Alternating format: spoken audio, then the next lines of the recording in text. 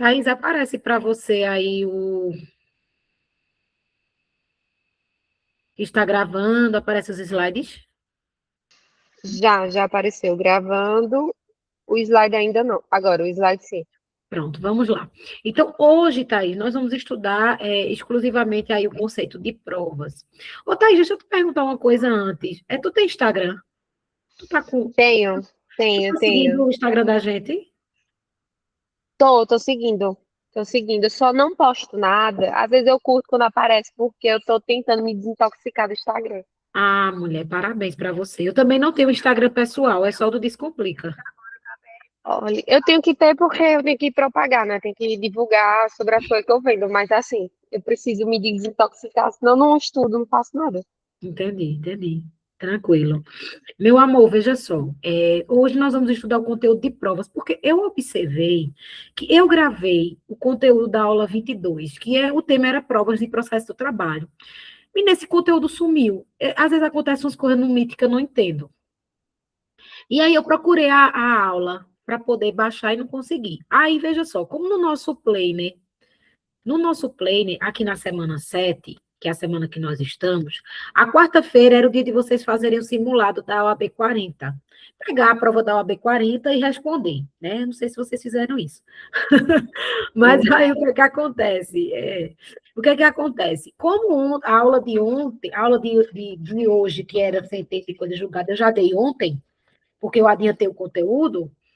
Aí hoje eu vou acrescentar o conteúdo de provas, que é o conteúdo que eu não estou achando na gravação, e que é para poder ficar certinho, porque é a única aula que está faltando. E, Inclusive, Sinali, quando eu fui, eu tô meio atrasada, né? Eu fico estudando a atual e as antigas.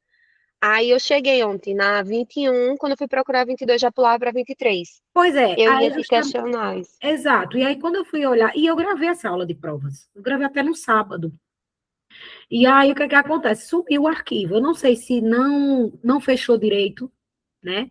Enfim, porque às vezes o Meet dá esses delay aí, que você termina perdendo um arquivo.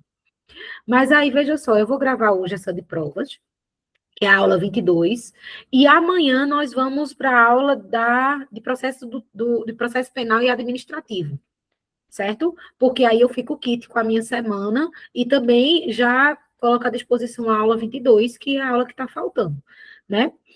Beleza? Então vamos embora.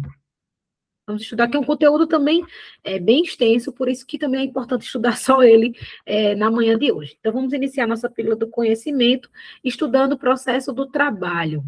Eu perguntei se você tem Instagram, Thaís, porque se você quiser e se você puder, eu sempre peço que os alunos registrem as aulas para postar, marcar o Descomplica, para a gente estar interagindo, sabe? E divulgando também como é que o Descomplica funciona. Mas como a senhora está se desintoxicando do Instagram, não vou pedir, não. Mas nos melhores amigos eu sempre tô postando, que eu tô estudando e tudo. Mas para todo mundo eu tô me segurando um pouquinho ainda. Ah, é importante, é importante, é. É, Eu acredito muito em energias. eu também, Sinali. E aí eu É, vi que às vezes eu falando não tava fluindo, aí eu melhor. exato, exato. Eu acredito muito em energias. A minha tia que faleceu, ela era muito sensitiva e é impressionante assim como as coisas que ela falava em relação a essa questão das pessoas saberem menos de você, o quanto que isso é importante para você progredir, porque tem gente que só quer realmente nos ver para baixo, né? Só quer nos ver é, na, digamos que assim, na pior. E aí eu também tenho um pouco disso, sabe? Antes eu escancarava tudo, agora eu não faço mais isso não, porque eu acredito nessas energias. Do mesmo jeito que existem energias boas, existem energias ruins, né? E pessoas ruins. Verdade. Painho dizia que tem muita gente, não é que eles sejam ruins, mas eles querem você bem, mas jamais melhor do que eles. Então, guarde para É, você, faça o seu. verdade, verdade. Isso que o seu pai falou foi muito importante, né? Porque realmente, e a gente pensa que todo mundo quer o bem da gente, mas não quer não. É Vamos embora. não. Vamos lá, Vamos. vamos estudar provas. Então, primeiro, né, esse conteúdo de provas lá do processo do trabalho, né, é justamente nós vamos estudar como é que dentro da instrução do processo, né, do trabalho, as partes elas podem provar os fatos alegados, né? O que é que cabe ao autor provar, o que é que cabe ao réu provar, o que é que cabe ao juiz produzir enquanto prova. Então, esse é o nosso conteúdo de hoje. E aí requer a leitura obrigatória lá do artigo 818 e 830 a 830 da CLT. E eu trouxe aqui um exemplozinho para a gente poder começar, né? Então, o objeto das provas é justamente provar os fatos, né? Tudo que é alegado dentro do processo tem que ser provado, tá? Então, por exemplo, se Lúcia decide entrar com ação na Justiça do Trabalho reivindicando horas extras, ela vai precisar comprovar que trabalhou mais de 8 horas diárias para poder ter direito às horas extras. Então, no processo, quem alega tem que provar. Essa é a regra, tá certo? E aí existe um princípio dentro das provas no direito do trabalho, que é o princípio da aquisição processual ou da comunhão de provas. É muito interessante esse princípio, porque ele diz justamente que não importa quem produziu as provas, né? As provas, elas pertencem ao processo. Ou seja, os fatos que estão sendo alegados, eles podem ser comprovados tanto pelo autor como pelo réu, como pelo próprio juiz, através de perícia, por exemplo. E todos esses elementos de prova, eles vão ser utilizados no processo. E aí o juiz, ele vai apreciar, porque ele tem um livre convencimento, ele tem essa possibilidade de poder produzir provas também, e ele vai apreciar essas provas que estão nos autos, independentemente de quem foi que produziu essas provas, tá? E isso vai vai ajudá-lo, na verdade, a formar o seu convencimento e dar a sua decisão final. Então, está lá até previsto no artigo 371 do CPC, onde diz que o juiz apreciará a prova constante dos autos, independentemente do sujeito que a tiver promovido, e indicará na decisão as razões da formação do seu convencimento, tá? Então, vamos começar aí conversando sobre a prova testemunhal, que, na verdade, as testemunhas na Justiça do Trabalho, elas funcionam de forma diferente da Justiça Comum, por isso que é um dos pontos aí de divergência do processo do trabalho e do processo civil. Teve vários alunos que conversaram comigo dizendo assim, professora, é muito fácil fazer a prova em direito do trabalho, porque eu só preciso saber do direito material, o resto é processo civil. Eu digo, não é. O processo do trabalho, ele tem peculiaridades que divergem muito, assim, do processo civil. Então, você precisa ter um domínio do processo do trabalho, que é uma justiça especializada que caminha de forma diferente. E aí, vamos lá. Nós já estudamos nas nossas aulas passadas sobre os procedimentos, né? Procedimento sumário, ordinário, e aí eu vou passar para vocês agora em relação à questão da produção de prova testemunhal. Veja, a produção de prova testemunhal, ela vai depender do valor da causa e do procedimento. Então, vamos lá. Se nós estivermos diante de um procedimento sumaríssimo, nessa situação, cada parte só vai poder levar 2 testemunhas, porque o procedimento é sumaríssimo, então, ou seja, é o procedimento mais célere. Então, não vai se levar mais testemunhas, somente 2, tá? E o que é o procedimento sumaríssimo? É aquele cujo valor da causa excede 2 salários mínimos e vai até 40 salários mínimos. Se o valor da causa ele é de mais de 2 salários mínimos e vai até 40 salários mínimos, se tiver dentro dessa margem, o procedimento vai ser sumaríssimo, lembrando que vai ser permitido cada parte levar apenas 2 testemunhas. E nas causas que excedem 40 salários mínimos, aí o procedimento já não é mais sumaríssimo, ele vai ser ordinário, e aí nessa situação você pode levar até 3 testemunhas. Está vendo como é diferente? É super diferente do processo civil, tá? Se o processo for em relação ao inquérito judicial para apuração de falta grave, são permitidas até 6 testemunhas, tá? Está lá previsto no artigo 821 da CLT. Ainda com relação às provas testemunhais, o artigo 822 da CLT diz que as testemunhas não poderão sofrer qualquer desconto pelas faltas ao serviço ocasionadas pelo comparecimento para depor, quando devidamente arroladas ou convocadas. Tanto é que, quando nós arrolamos testemunhas que trabalham em algum lugar, nós sempre fornecemos, a própria Justiça do Trabalho fornece uma certidão de que a pessoa estava em audiência, para que ela não leve falta no seu trabalho, tá certo?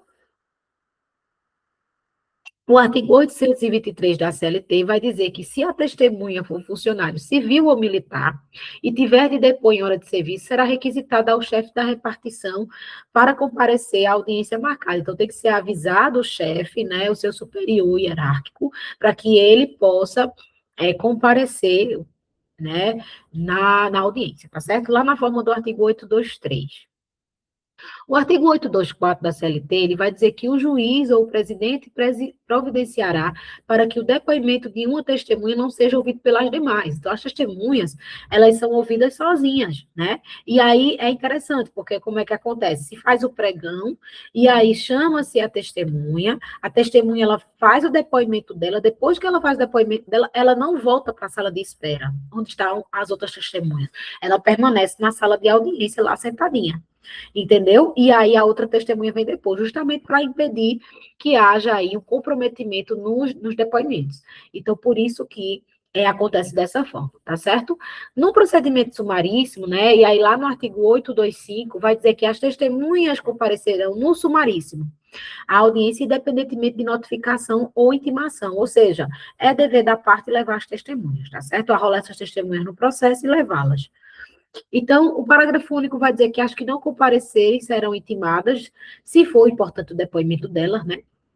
Ou de ofício pelo próprio juiz, ou a requerimento da parte, ficando sujeitas à condução coercitiva, além das penalidades do 730, caso sem motivo justificado não atendam à intimação. Então, se for imprescindível o depoimento daquela testemunha e ela não quiser comparecer, o que é que vai acontecer? Ou o próprio juiz ou o requerimento da parte pode ser feita a condução coercitiva desta testemunha, tá? O artigo 829, ele vai dizer que a testemunha que for parente até o terceiro grau civil, amigo íntimo ou inimigo de qualquer das partes, não prestará compromisso e seu depoimento valerá como simples informação, ou seja, é um mero informante, não pode funcionar como testemunha. Aí, uma vez eu atuei num processo onde a testemunha era primo do réu. E eu arrolei essa testemunha para poder estar em audiência. O advogado da parte contrária, com certeza, não leu o artigo 829, e aí o que aconteceu? Ele foi impugnar a oitiva da minha testemunha, dizendo que a minha testemunha era prima. Na época, ele é primo do réu. Aí o juiz, e o que é que tem? Ele é parente de quarto grau. Quarto grau, ele já pode ser ouvido como testemunha. Até o terceiro, não. Então, até o tio, não. Até o sobrinho, não. Mas, no caso dele, que é primo, ele pode ser testemunha normalmente. Muito advogado não sabe disso, tá? E por incrível que pareça. E aí, o que é que acontece? Em relação agora à prova documental, né? Em relação à prova documental, cabe ao reclamante, que é o autor da ação, apresentar essas provas documentais na reclamação trabalhista, e no caso do reclamado, ele apresenta as provas documentais na contestação. A súmula número 8 do TST vai dizer que a juntada de documentos na fase recursal só se justifica quando provado o justo impedimento para sua oportuna apresentação ou referir o fato posterior à sentença. Ou seja, porque tudo que é prova documental, gente, tem que ser comprovado no primeiro grau. Então, não se juntam documentos no segundo grau, a não ser que se comprove a impossibilidade de ter juntado antes. Então, não foi possível juntar antes por algum motivo justo, e aí você só conseguiu juntar agora. Aí se aceitam documentos na fase recursal. Fora isso, não, porque no recurso só se discute a matéria de direito, não se discutem as provas, os fatos, tá? Vamos para uma questãozinha prática sobre isso. A instrução é a fase do processo de conhecimento em que são colhidas provas que formarão o convencimento do juiz acerca dos fatos narrados pelo autor, pelo réu ou por terceiro. No que se refere aos meios de prova admitidos no direito processual trabalhista, nas causas submetidas ao procedimento sumaríssimo, a intimação de testemunhas só será feita se a testemunha convidada não comparecer. Certo ou errado? O que é que tu acha, Tatá? Procedimento sumaríssimo. Acabamos de ver isso. Eu acho que Tatá está no trabalho, né? Só pode ouvir. Eu acredito. Mas vamos lá. Vejam. Realmente, a alternativa ela está correta. Então, só será deferida a intimação da testemunha, né? E aí, nesse caso, essa testemunha, ela depende, né, o seu comparecimento independe de notificação ou intimação, por quê? Porque o procedimento é sumaríssimo, tá? E se ela for imprescindível para o processo e não comparecer, ela pode ter a condução coercitiva determinada. Outra questãozinha aqui, em relação às provas no processo trabalhista, considere as seguintes afirmativas. Inciso 1. A testemunha que for parente até terceiro grau civil, amigo íntimo ou inimigo de qualquer das partes, não prestará compromisso e seu depoimento valerá valerá como simples informação. Ó, acabamos de ver isso. E o inciso 2 vai dizer: o depoimento das partes e testemunhas que não souberem falar a língua nacional será feito por intérprete, nomeado pelo juiz ou presidente, sendo que as despesas decorrentes correrão por conta da parte sucumbente, salvo se beneficiário da justiça gratuita. E o inciso 3 vai dizer que o ônus da prova incumbe ao reclamado quanto ao fato constitutivo do seu direito e ao reclamante quanto à existência do fato impeditivo modificativo do direito do reclamado. Gente, a alternativa correta primeira coisa, né? Vamos analisar o inciso 1. O inciso 1, ele dizia que a testemunha, que for parente até terceiro grau civil, amigo íntimo ou inimigo de qualquer das partes, não prestará compromisso, e seu depoimento valerá como simples informação. Essa informação está correta na forma do artigo 829, que nós já vimos, tá? O inciso 2 vai dizer que o depoimento das partes testemunhas que não souberem falar a língua nacional será feito por meio de intérprete nomeado pelo juiz ou presidente, sendo que as despesas decorrentes correrão por conta da parte sucumbente, ou seja, a parte que perdeu, salvo se beneficiária da justiça gratuita. Então, o inciso 2, está lá na forma do artigo 819, deixa eu só ver aqui uma coisa, se está gravando direitinho. Ô, Tatá, tá gravando, não tá? Tá bom, tá certo. Mas está gravando direitinho. Vamos lá. E aí, o inciso 2, ele também é verdadeiro, tá? O depoimento das partes. Lá na forma do artigo 819, o depoimento das partes testemunhas que não souberem falar a língua nacional realmente será feito por meio de intérprete, tá? E as despesas serão pagas pela parte sucumbente, salvo se for beneficiário da justiça gratuita. No entanto, a terceira afirmativa, ela trocou os conceitos, né? Porque cabe ao reclamante alegar os fatos constitutivos do seu direito. E cabe ao reclamado, né, provar a existência de fato impeditivo, modificativo ou extintivo do direito do reclamante. Vamos também para mais uma questãozinha. A respeito das provas no processo trabalhista, em se tratando do inquérito para apuração de falta grave, cada parte poderá levar até que número de testemunhas? 6 testemunhas. Letra D, na forma do artigo 821. Cada uma das partes não poderá indicar mais de 3 testemunhas, salvo quando se tratar de inquérito, caso em que poderá ser elevado esse número a 6 testemunhas. Você pode levar até 6, tá? Belezinha? Belezinha. Mais uma questãozinha aqui de segunda fase, ó. Celso Pereira trabalha na empresa pública estadual Águas Limpas desde 2001. Em janeiro de 2019, por força da lei estadual, os empregados públicos passaram a ser regidos pelo regime estatutário. Em março de 2022, Celso apresentou-se e ajuizou reclamação trabalhista, pretendendo horas extras e adicional noturno, do período em que era regido pelo regime seletista. Houve sentença de primeiro grau, julgando o rol de pedidos procedentes em partes, sentença contra a qual a parte ré pretende recorrer, principalmente porque, depois do processo seguir concluso para a sentença, foi obtido documento antes desconhecido, ainda não incorporado aos autos, no qual o autor assinou recibo de quitação para haver recebido o pagamento integral das horas extras, que foi objeto de condenação. Diante disso, responda o item a seguir. Como advogado da ré, qual a tese processual a ser defendida para ser usada a prova obtida após conclusão do processo para a sentença? Então, veja, trata-se justamente de um documento novo e a gente vai lá para a leitura do artigo da súmula 8 do TST, onde diz que a juntada de documentos nesta fase recursal só vai se justificar se for provado justo impedimento de apresentar na fase que era oportuna, né, ou se referir a fato posterior à sentença, tá? Vamos lá. E aí, fechando aí esse nosso conteúdo inicial, nós vamos, né, agora conversar, já falamos sobre a prova documental, sobre a testemunhal, agora vamos falar sobre inversão do ônus da prova, que é um assunto muito importante dentro do direito do trabalho, tá? E aí já nos remete à leitura obrigatória lá do artigo 818 da CLT, e o ônus da prova, ele vai incumbir ao reclamante quanto aos fatos constitutivos do seu direito. Então, cabe ao reclamante provar quais os direitos que ele tem em relação àquela relação trabalhista, e cabe ao reclamado provar a existência de fato impeditivo, modificativo e extintivo do direito do reclamante, tá? E aí, Vamos entender o que são esses fatos constitutivos, impeditivos e modificativos e extintivos, tá? Vamos começar primeiro aí pelo fato constitutivo, que são os fatos que devem ser comprovados pelo reclamante. Então, ocorre a comprovação dos fatos constitutivos quando o reclamante tem que demonstrar aquilo que está postulando. Exemplo, se ele está pedindo equiparação salarial, ele tem que provar que está exercendo a mesma função, né, do que a outra pessoa, no mesmo tempo e recebendo salários diferentes. Se ele está pleiteando horas extras, ele tem que demonstrar que trabalha além da jornada estipulada no contrato de trabalho, que é a regra, 8 horas diárias, tá? Já o reclamado, ele vai provar os fatos impeditivos, extintivos e modificativos, né? E aí, o que é que acontece? O reclamado é aquele que vai provar a ineficácia dos fatos constitutivos. Ele vai se defender e dizer que não é assim, né?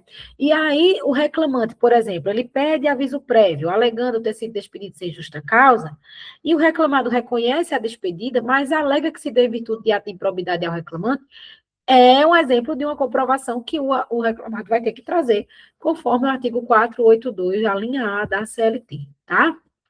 Em relação aos fatos modificativos, então, fatos impeditivos é isso, tá? Nessa circunstância, o reclamado, ele vai ter que comprovar, né? A parte reclamante está reclamando o quê? O pagamento de aviso prévio, porque alega ter sido desmentido sem justa causa. O reclamado, ele reconhece, mas ele alega que não teria direito ao aviso prévio em virtude, né, dele ter praticado o ato de improbidade, ou seja, esse fato ele impede que o autor acesse ao direito ao pagamento do aviso prévio. Em relação aos fatos modificativos, né, eles não permitem que o pedido inicial seja acolhido, né, pois ocorrerá mudanças entre os negócios entre o reclamante e o reclamado. Exemplo, o reclamante requer reconhecimento do vínculo empregatício, porém, o reclamado alega que o reclamante exerceu o trabalho de forma autônoma. Ou seja, ele não tinha vínculo de emprego, ele não preenchia os requisitos lá do artigo 3º da CLT. Então, ele não era considerado aí empregado, tá? E os fatos extintivos apresentados pelos reclamados são aqueles que extinguem a obrigação. Então, exemplo, o reclamante pede pagamento de saldo de salário e o reclamado comprova que efetuou o pagamento. Se ele comprova que efetuou o pagamento, extingue-se o direito do reclamante, tá certo? E aí, como nós já vimos, né, lá na forma do artigo 818, cabe ao reclamante provar os fatos constitutivos do seu direito e ao reclamado provar a existência, né, de fato impeditivo, modificativo ou extintivo do direito do reclamante. Mas é sempre assim? Não. Existe a possibilidade da chamada inversão do ônus da prova, porque nem sempre o reclamante, por exemplo, vai estar com as provas em mãos. Nem sempre o reclamante vai ter o conhecimento técnico para produzir aquela prova, mas a outra parte tem. Se a outra parte tem, então o juiz pode obrigar essa outra parte a produzir a prova, tá certo? Se você dar uma olhadinha, está gravando direitinho aqui. Tá, sim, tá gravando direitinho. Muito bem. Então, vamos lá.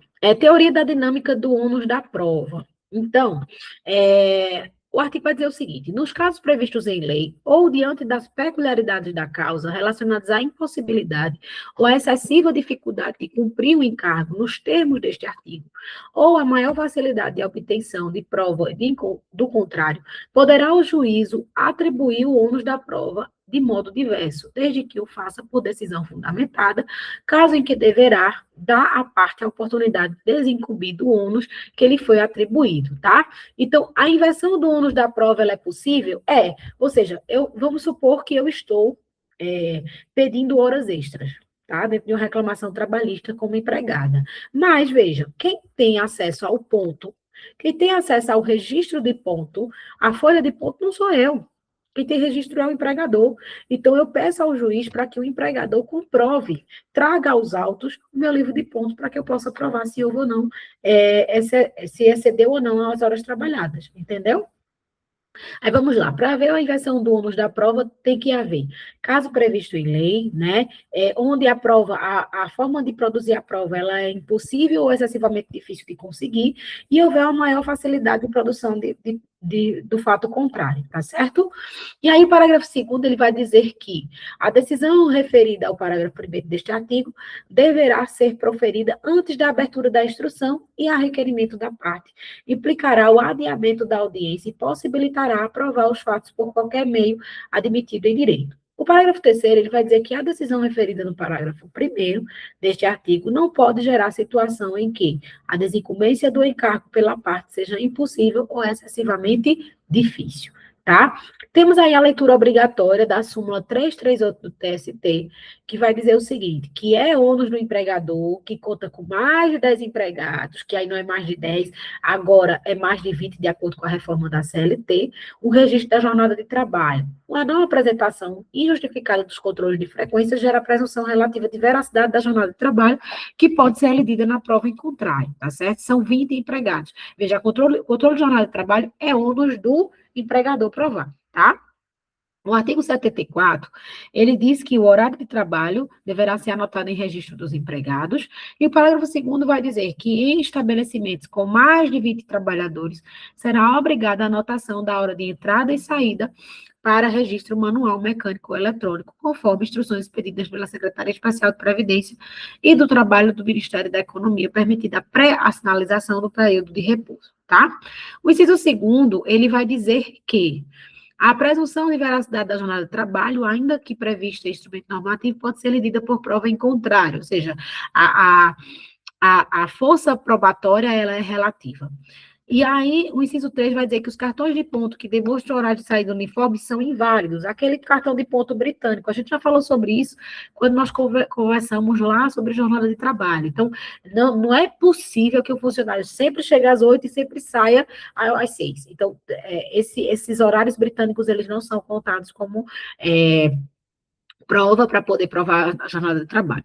A súmula 460 do TST vai dizer que é do empregador, o ônus de comprovar que o empregado não satisfaz os requisitos indispensáveis para a concessão de vale transporte ou não pretenda fazer uso do benefício. Então, isso é ônus de prova do empregador. A súmula 212, ela vai dizer que é ônus de prova o término do contrato de trabalho quando negados a prestação de serviço e o despedimento é do empregador também, pois o princípio da continuidade da relação de emprego constitui presunção favorável ao empregado. E a súmula 461 do TST vai dizer que é do empregador o ônus de prova em relação à regularidade dos depósitos de FGTS, tá? Pois o pagamento é feito, é fato instintivo do direito do autor. E a súmula 6 do TST vai dizer que é do empregador o ônus de provar fato impeditivo, modificativo ou extintivo da equiparação salarial. Outra súmula importante também é a súmula 16 do TST, que vai dizer que presume-se recebida a notificação 48 horas depois de sua postagem. O não recebimento ou a entrega após o decurso desse prazo constitui o ônus da prova de quem? De quem recebeu, do destinatário, tá? Então, vamos colocar isso em prática. Vamos para uma questãozinha. Em uma reclamação trabalhista, o reclamante formulou pedido de pagamento de horas extras. Beleza. Fato constitutivo do seu direito. Na contestação, a empresa negou que o empregado tivesse trabalhado em jornada extraordinária e juntou cartões de pontos assinados pelo empregado em que tinham sido registrados horários uniformes, ou seja, ponto britânico.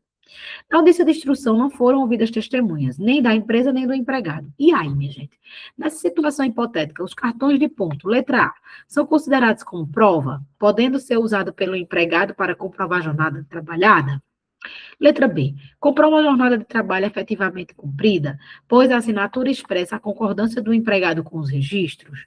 Letra C. Não serve como prova da jornada de trabalho, pois contém registros uniformes, cabendo à empresa comprovar a jornada por outros meios de prova. Ou letra D. Somente não servirão como prova se o reclamante contestar a autenticidade de sua assinatura. Com certeza, letra C. Nós já vimos que o ponto britânico não é levado como prova, é considerado inválido na Justiça do Trabalho, lá na forma da súmula 338, inciso 3º do TST, tá?